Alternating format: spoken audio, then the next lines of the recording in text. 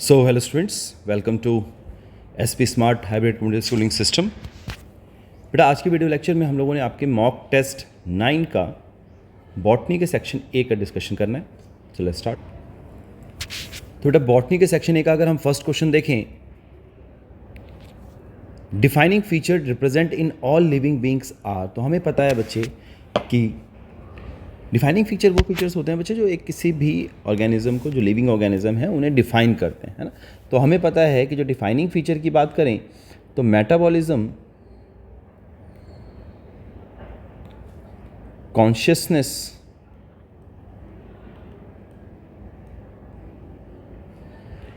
Internal growth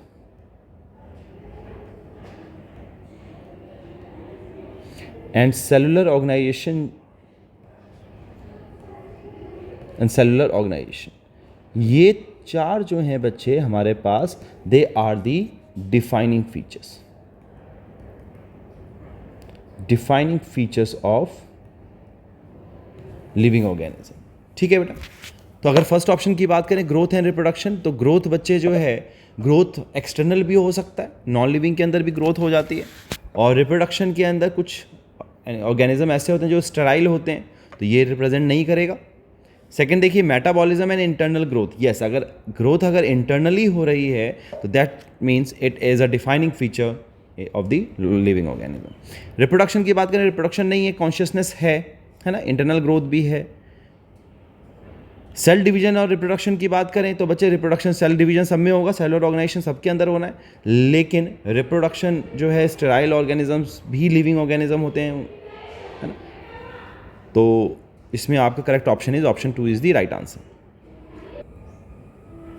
next question देखेंगे बच्चे, family and order of triticum aestivum, wheat का family and order पूछा गया है।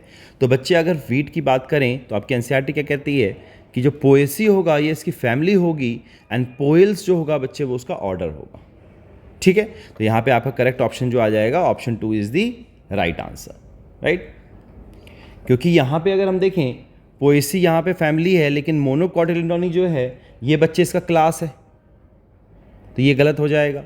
यहाँ पे पोएल्स जो है, पोएल्स ऑर्डर होता है बच्चे, और मोनोकॉट जो है वो क्लास है, तो ये भी गलत है, और ये तो नन इज करेक्ट। तो बच्चे पोएसी जो होगा वो फैमिली है, और ऑर्डर जो होगा बच्चे आपका पोएल्स आ जाएगा, तो option 2 is the right answer. Next question देखेंगे, select the incorrect statement with respect to diatoms. तो दे फ्लोट, क्या लिखा हुआ है, ये फ्लोट लिखा हुआ है, they float actively in the still water, so yes this is the right answer, they can float, तैरते हैं वो, है ना। they are photosynthetic नहीं होंगे बच्चे, क्लोरोफिल प्रेजेंट नहीं होता उनके अंदर, their walls are emitted with silica, तो ये भी सही है ना। they are found in both fresh water and marine environment, ये भी सही है। तो आपका फोटोसिंथेटिक होते हैं, they are क्लोरोफाइसी है ना बच्चे, तो ये they are chrysophytes, they are chrysophytes, तो ये अपना फोटोसिंथेसिस कर सकते हैं, तो ये भी करेंगे, सिलिका भी प्रेजेंट होगा और फ्रेश वाटर मेरीन इन्वायरमेंट में प्रेजेंट होगा, but they can not float actively in the still water. ठीक है, ये कैसे फ्लोट करते हैं, पैसिवली करते हैं बच्चे, पैसिवली करेंगे, तो option 1 is the right answer, it is a incorrect statement. Next question देखिए, in gymnosperm the nucellus is protected by the envelopes integument and this composite structure is called as, तो बच्चे उसको हम ओव्यूल कहते हैं। ठीक है, so option 2 is the right answer. Plant body in pteridophyte is, हमें पता है कि टेरिडोफाइट में जो स्पोरोफाइटिक फेज होता है, स्पोरोफाइटिक फेज जो होगा वो डोमिनेंट होगा। जो लाइफ साइकिल होता है इसका मतलब बच्चे कैसा होता है, डिप्लोहैप्लॉन्टिक होता है। तो प्लांट बॉडी किसकी होगी, स्पोरोफाइटिक फेज की होगी, है ना। तो यहां पर ऑप्शन 4 जो है, sporophytic too and have true roots, stem and leaves, तो ये इसका राइट आंसर। नेक्स्ट देखेंगे, इन जिम्नोस्पर्म मेल गैमेटोफाइट, तो क्या दिया जा रहा है, इज हाईली डेवलप्ड नहीं होते हैं बच्चे, है ना। तो ये ऑप्शन गलत है। Has an independent life, dependent life होता है, ये भी गलत है। Is highly reduced and confined to only a limited number of cells, so yes option 3 is the right answer. Is produce in macrosporangiate, ये भी गलत है, कोन के अंदर फॉर्म नहीं होता। तो option 3 is the right answer. Next question देखेंगे, which of the following statement is incorrect. तो अंडरग्राउंड स्टेम्स ऑफ टर्मरिक, जमीकंद and colocasia modifieds to store food. तो बच्चे ये सही स्टेटमेंट है। Stem tendrils develop from the internode of the stem. तो बच्चे ये किससे फॉर्म होता है, ये एक्सिलरी वर्ड से फॉर्म होगा, ये एक्सिलरी बर्ड से फॉर्म होता है। तो यहाँ पे आपका ऑप्शन 2 जो है, स्टेम टेंड्रिल जो है वो डेवलप होता है किससे, एक्सिलरी बर्ड से। तो ये internodes of stem is the wrong statement. तो option 2 is the right answer. Next question देखेंगे, बिलो फ्लोरल डायग्राम रिप्रेजेंट। तो यहाँ पे मदर एक्सिस दिया गया है, और तो ये बच्चे किसका फॉर्मूला हो जाएगा, यहाँ पे अगर आप देखें तो बच्चे अगर इसके फ्लोरल डायग्राम के हिसाब से अगर आप इसका फ्लोरल फॉर्मूला देखें तो एक तो ये ई ब्रैक्टिएट है, एक्टिनोमॉर्फिक है, बाइसेक्सुअल, K2+2। यहाँ पे कैलिक्स जो है 2+2 आ रहा है, तो K जो है आपका कैलिक्स जो है बच्चे 2+2 के उसमें है ना। कोरोला जो है इसमें 4 है, 1 2 3 4, तो 4 कोरोलाज हैं इसके अंदर। फिर अगर एंड्रोशियम की बात करें तो 2+4 के उसमें आ रहा है, ये देखिए 1 2 1 2 है ना, 4, और यहाँ पे 1 2 आ रहा है, तो 2+4 के उसमें आ रहा है, टोटल 6 हैं इसके अंदर। और अगर गाइनोशियम की बात करें तो गाइनोशियम जो है बच्चे ये आपका ओवरी जो है सुपीरियर है, और ये यहाँ पे 2 है, बाइलोकुलर है। तो ये फॉर्मूला बच्चे किसका आता है, ब्रेसिकेसी का आता है। तो आपका जो ऑप्शन आ जाएगा option 2 is the right answer. Next question देखेंगे बच्चे, इन dicot stem starch sheath is. बच्चे स्टार्च शीथ जो होता है वो बच्चे स्टेम के अंदर प्रेजेंट होता है एंडोडर्मिस में। अगर हम रूट्स की बात करें तो वहाँ पर कैस्पेरियन स्ट्रिप प्रेजेंट होगा इन एंडोडर्मिस। तो option 3 is the right answer. Next question देखेंगे, as a the meristem which occurs in the mature region of roots and shoot is called as secondary meristem. तो बच्चे mature की बात की जा रही है, तो yes this statement is true. Next है fascicular vascular cambium, interfascicular cambium and cork cambium are example of secondary meristem. तो ये भी आपका आंसर जो है करेक्ट स्टेटमेंट है, but this is not the correct explanation of A. तो यहाँ पे आपका ऑप्शन जो आ जाएगा option 2 is the right answer. Next देखेंगे, majority of the chloroplast of the green plants are found इन। तो बच्चे कहाँ पे प्रेजेंट होता है, मीजोफिल सेल्स के अंदर प्रेजेंट होता है, राइट। तो option 1 is the right answer.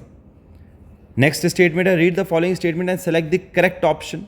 क्या बोला जा रहा है, the chemical and physical properties of amino acid are essentially of the amino carboxyl and R functional group. तो यस बच्चे अगर हम अमीनो एसिड की बात करें तो यहाँ पे कार्बन अल्फा कार्बन है, यहाँ पर कार्बोक्सिल ग्रुप है, यहाँ पे अमाइनो ग्रुप है, यहाँ पे हाइड्रोक्सिल ग्रुप है, और यहाँ पे वेरिएबल ग्रुप है। तो ये स्टेटमेंट ठीक है, राइट। नेक्स्ट है, particular property of amino acid is the ionizable nature of amino group and R group. तो बच्चे ये स्टेटमेंट जो है आपका गलत स्टेटमेंट है ना। तो यहाँ पर आपका ऑप्शन 2 जो है, statement 1 is correct but statement 2 is incorrect. तो option 2 is the right answer. Next देखेंगे, organic compound firmly bound to the apo enzyme to make it catalytically active. तो कौन बाउंड होता है बच्चे, तो को एंजाइम्स बाउंड होते हैं, है ना। और को एंजाइम्स का ही जो है बेटा यहाँ पर क्वेश्चन पूछा गया है फर्मली बाउंड। फर्मली का मतलब क्या होता है, टाइटली, ठीक है। और ऑर्गेनिक कंपाउंड जो टाइटली बाउंड होता है एपो एंजाइम से to make it catalytically active, वो बच्चे कौन सा होता है, प्रोस्थेटिक ग्रुप होता है। कोएंजाइम नहीं होगा, कोएंजाइम जो है ट्रांजिएंट होता है ना, इट इज बाउंड ट्रांजिएंट होगा। मेटालाइन भी नहीं होगा। और होलो एंजाइम जो है वो क्या होता है, वो होता है एंजाइम प्लस जब को फैक्टर्स आपस में मिल जाते हैं तो वो होलो एंजाइम बन जाता है ना। Active enzyme is called as holoenzyme. तो यहाँ पे आपका ऑप्शन 3 जो होगा बेटा वो राइट आंसर आएगा, ठीक है। नेक्स्ट क्वेश्चन देखेंगे, which of the following does not occur in the anaphase 1। तो यहाँ पर सेग्रीगेशन ऑफ होमोलोगस क्रोमोसोम, यहाँ पे एनाफेज 1 की बात की जा रही है, तो सेग्रीगेशन होगा, कॉन्ट्रैक्शन भी होगा स्पिंडल में, पोलवर्ड मूवमेंट भी होगा क्रोमोसोम का, लेकिन डिवीजन ऑफ द सेंट्रोमियर नहीं होगा, वो एनाफेज 2 में होता है ना। तो यहाँ पे आपका जो ऑप्शन 4 जो है वो राइट आंसर। नेक्स्ट क्वेश्चन देखेंगे बच्चे, मैच द फॉलोइंग है। तो रुबिस्को जो है, रुबिस्को एंजाइम जो है C3 साइकिल में इसका यूज़ किया जाता है ना। कन्वर्ट करता है किसको, RuBP को, कार्बन डाइऑक्साइड कार्बोक्सिलेशन करेगा और क्या बना देगा, 2 मॉलिक्यूल बना देगा 3PGA का। तो ये इसके साथ है। पैपकेज जो होता है बच्चे वो C4 साइकिल के अंदर होता है, C4 साइकिल के अंदर होगा। PS2 जो है ये एब्जॉर्प्शन कितने पे करता है, PS2 आपका मैक्सिमम जो है 680 पे करेगा।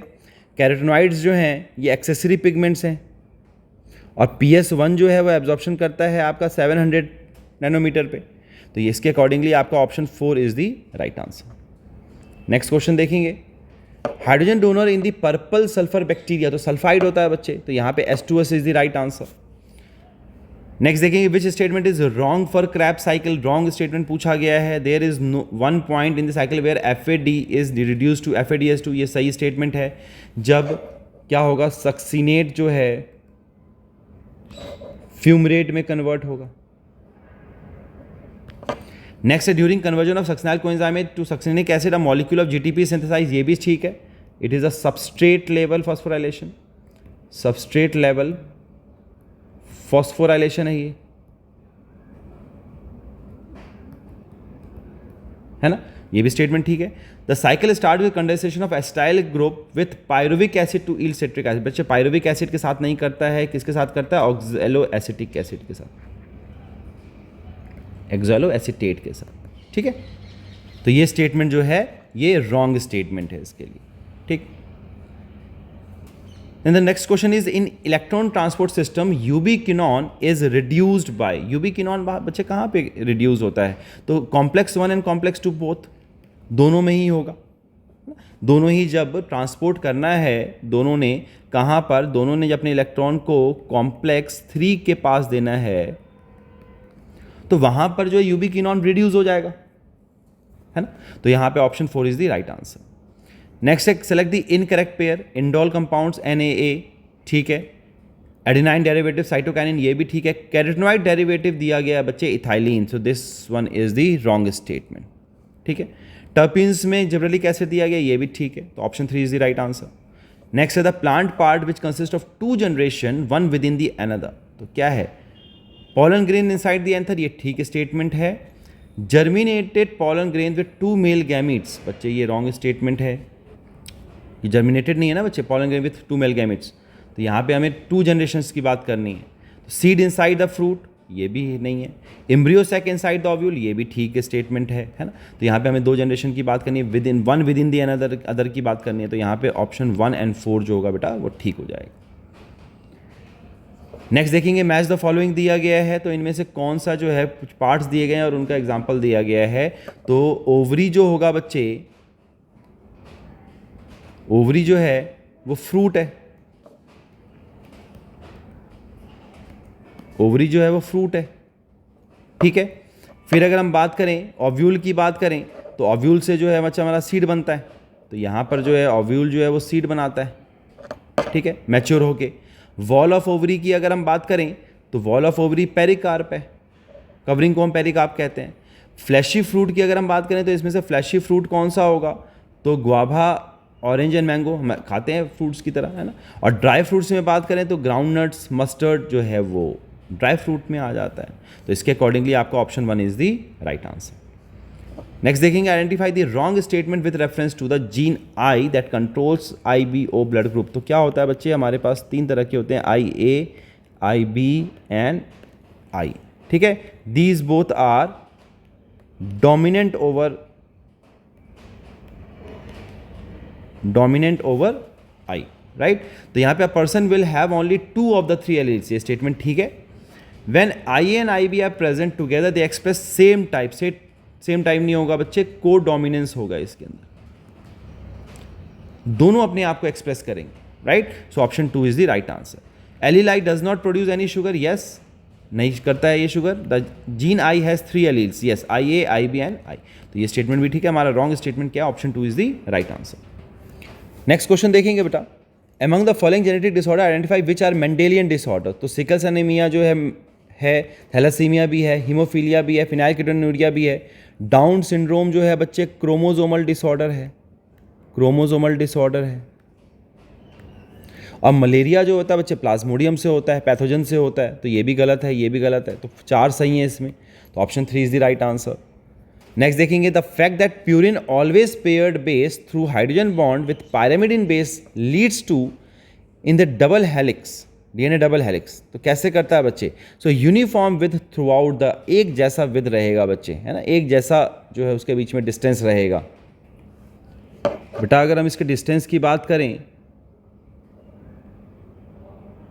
तो ये कितना रहता है? ये 2 नैनोमीटर, ठीक है, पूरे उसमें ऐसा ही रहेगा, 20 आर्मस्ट्रॉन्ग, राइट। तो यहाँ पे ऑप्शन 3 जो है आपका uniform with throughout DNA रहेगा, ठीक।